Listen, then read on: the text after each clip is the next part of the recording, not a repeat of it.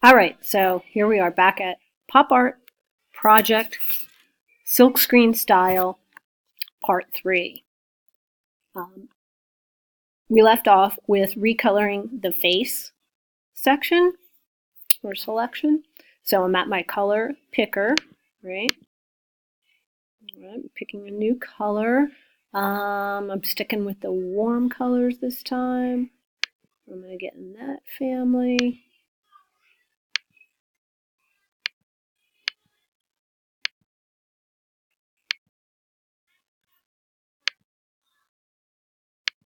I don't want to go too light. Yeah, maybe just nice yellow. Okay, I like that. All right.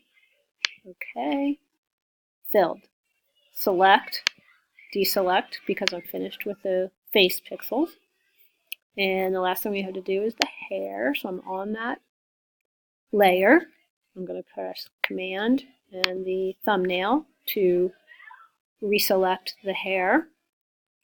And go to Edit, Clear, Edit, Fill. Click on the color and then click on the color again to get the color picker. What should I use? What a pinkish. Like a nice rosy color. I like that. Okay, color, okay. Fills it in for me. Select, deselect. Okay, that's my second version finished. So I'm going to do a file, save as. I'll change this one to number 8 because it's a new version. Right? I'm going to save it as a Photoshop document once in case I want to go back and change any of those colors. Then I'm going to save it as a JPEG. Okay. In that same, I'm in my working folder. Save it there. Great. Okay. Good. Now it brings me back to the Photoshop version. Now I'm going to start changing colors for the third set of, the third combination. All right. So the first step was I'm going to make the new background layer. Right. So I'm going to get rid of that one. Click the Create a New Layer icon right there next to the trash can. Right. This time I put it up top, but I want to drag it down. I'm clicking on the left side of my trackpad or on your mouse. I'm going to put it right under that cutaway layer because it's the background color, so I want it to be underneath everything else. This time, let me see what we're going to do. We're going to fill it with our bucket. And what color should we use? We'll go with all light colors this time. Yeah. Okay.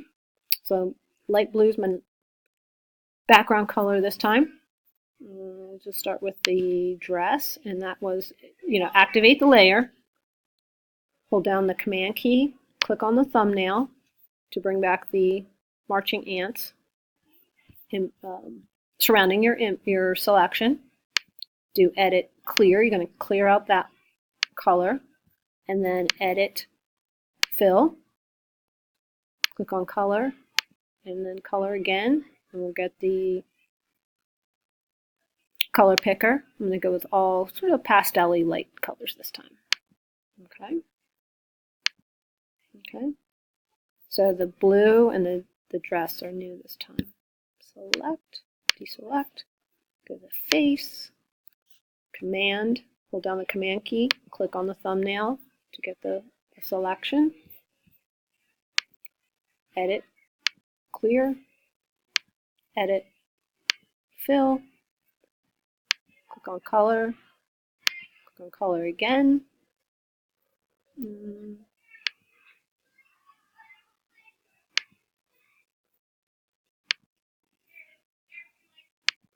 We'll go with that color, kind of a lightish lime green. Okay. Okay. That's my new face color. And then the hair. I'll click click on the hair layer. Oh, I forgot to do select, deselect. Don't want to deal with the face anymore. Now we want to deal with the hair. So I'm on the hair layer. Command, hold down the Command key, click on the thumbnail. I get the hair selection. I'm going to clear out the hot pink that's there and fill it with, click on color again. Let me see, what should we fill it with? Maybe a kind of a peachy color? Yeah, like that. Okay. All right, so there's my pastel version. Select, deselect. I'm going to do a file, save as, Photoshop version, but this one's going to be number 9. Okay, save it in my working. Okay, I'm going to do another save as, save it as a JPEG, have that all ready to put into my finished version. Okay, see when it saves as a JPEG, it collapses all the layers, which is fine because I still have the Photoshop version saved. Okay, that's our 3rd version, now 4th. So we're just going to go in, do the same thing. We'll get rid of that background layer, create a new layer. I'm going to drag it down underneath the cutaway layer. I am going to get my paint bucket tool. Oh, I'm going to go back, do edit, undo. Okay. Forgot to pick a new color. So this time, what will my last one be? Maybe I'll just do like primary colors. I'll do a nice red for the background. Okay. Now see, you know, if you've already used red and you didn't want red, then you can go back and change that version. I can't really remember if I used red as a background color before or not, but if you did, that's why you save the Photoshop version. You can go back in and change it, adjust any little colors, you know, in the overall scheme of things. All right. You could change that to background layer. When it renames something, double click on the name. Forgot to do that last time, but do it this time. And then click outside. Oh, I even know I spelled it wrong.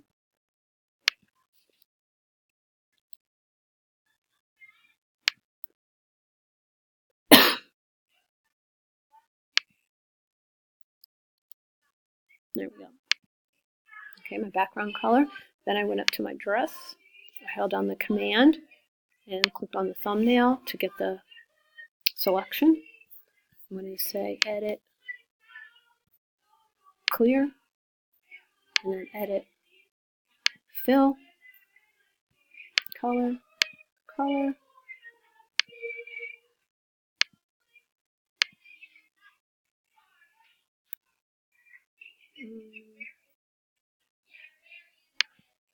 And I'm going to go do that one. Okay. Let's go to the face. Hold down on the Command key, click the thumbnail for the face layer. It's selected. I do Edit, Clear, Edit, Fill, Color, Color. I'm going to do the face, a yellow.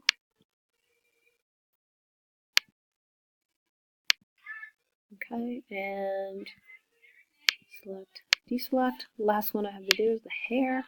Hold down on the Command key, click the thumbnail, the hair selected, Edit, Clear, Edit, Fill, click on the color, click on the color again. I'm going to make that a nice bright blue.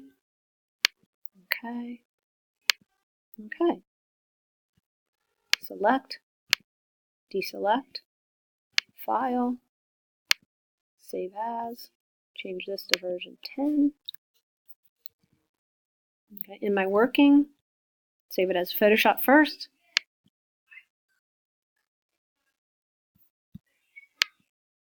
Okay, and then I'm going to go back, File, Save As, and change it to a JPEG.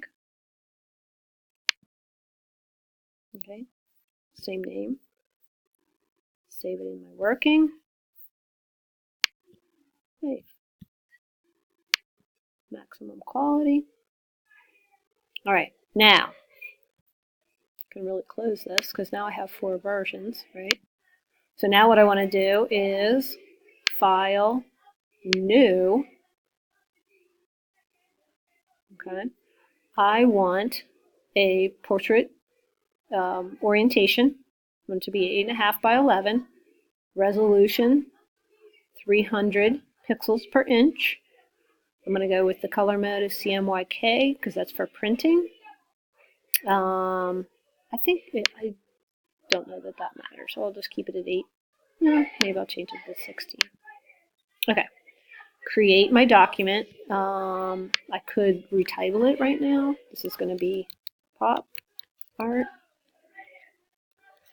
Project, and I'm just going to put Bridget so I remember which one it is. Okay, there's my document. I'm going to do File, Place Embedded, and my versions were the 7, 8, 9, and 10. So I'm going to go to my JPEG version and place that. Okay. Now I think what I want to do, I'm just going to make this just a little bit larger on screen so you can always, yeah. Oops. Got to hold down the, always do edit, undo if you want to. I didn't hold down the shift key to constrain the proportions, which I want to do. So I'm going to redo that part. I think I am just going to go ahead and place it for now and set up my rulers. I am going to zoom in just a little bit, see how big I can get this on the screen.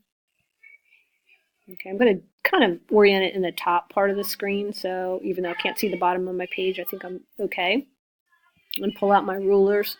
Remember, if you don't have those rulers showing, you just go up to View, you can click on Rulers, and then you'll get the, you'll see the rulers.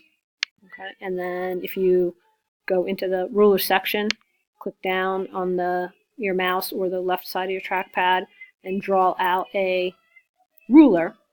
I'm going to, I think, say that my images are going to be 3 by 3. So if my page is 8.5 and I want to have 2 images by 2 images, it'd be 6.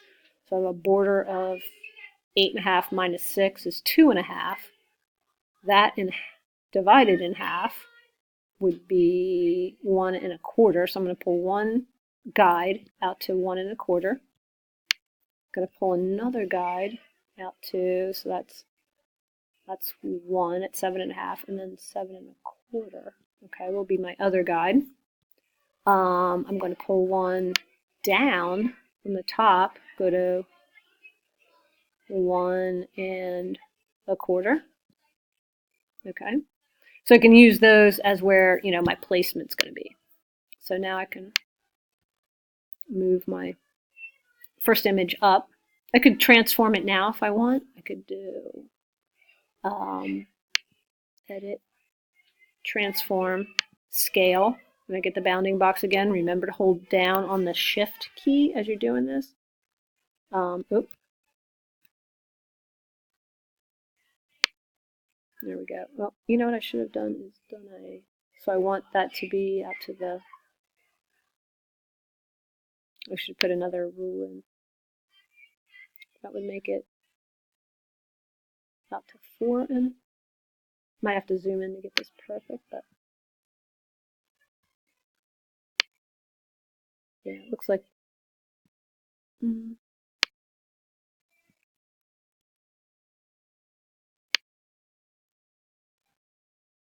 think that looks like 4 1/4. Okay, I'll say yes to that. Import my next one.